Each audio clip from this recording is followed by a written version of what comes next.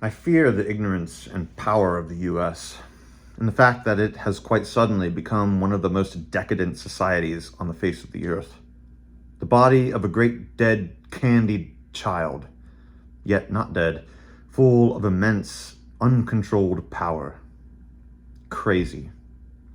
If somebody doesn't understand the US pretty soon, and communicate some of that understanding to the US, the results will be terrible.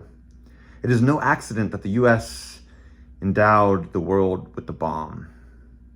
The mixture of immaturity, size, apparent innocence, and depravity, with occasional spasms of guilt, power, self-hate, pugnacity, lapsing into wildness and then apathy, hopped up and wild-eyed and inarticulate and wanting to be popular. You need a doctor, uncle. The exasperation of the other nations of the world who know the US thinks them jealous for what they don't want and yet what fascinates them.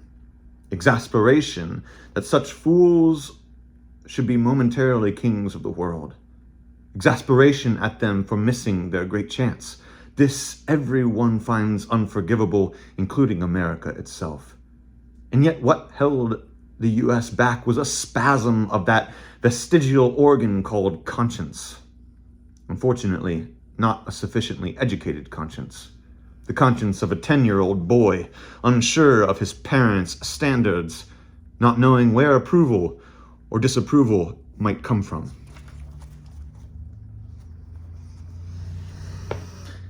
How did it get to be so violent and unfair? The root is my own fear. My own desperate desire to survive, even if only as a voice uttering an angry protest, while the waters of death close over the whole continent. Why am I so willing to believe that the country will be destroyed? It is certainly possible, and in some sense it may even be likely. But this is a case where, in spite of evidence, one must continue to hope. One must not give in to defeatism and despair, just as one must hope for life in a mortal illness which has been declared incurable. This is the point. This weakness and petulancy rooted in egoism, and which I have in common with other intellectuals in this country.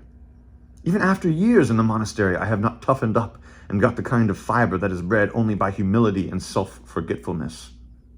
Or rather, though I had begun to get it, this writing job and my awareness of myself as a personage with definite opinions and with a voice has kept me sensitive and afraid on a level on which most monks long ago became indifferent.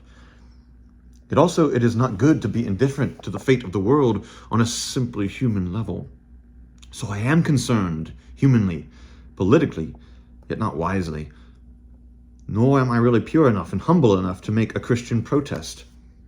However, I do not know if I have the right to keep silent, and my superiors do not oblige me to do so.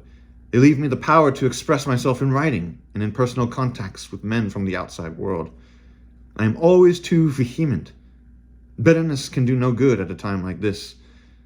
There is too much senseless bitterness, too much hatred justified by a just cause, too much hatred in the service of truth, even in the service of God. This is the great lie that which the West seems unable to see, and now the East is learning to be far more blind and fanatical in their attachment to this lie than we have been.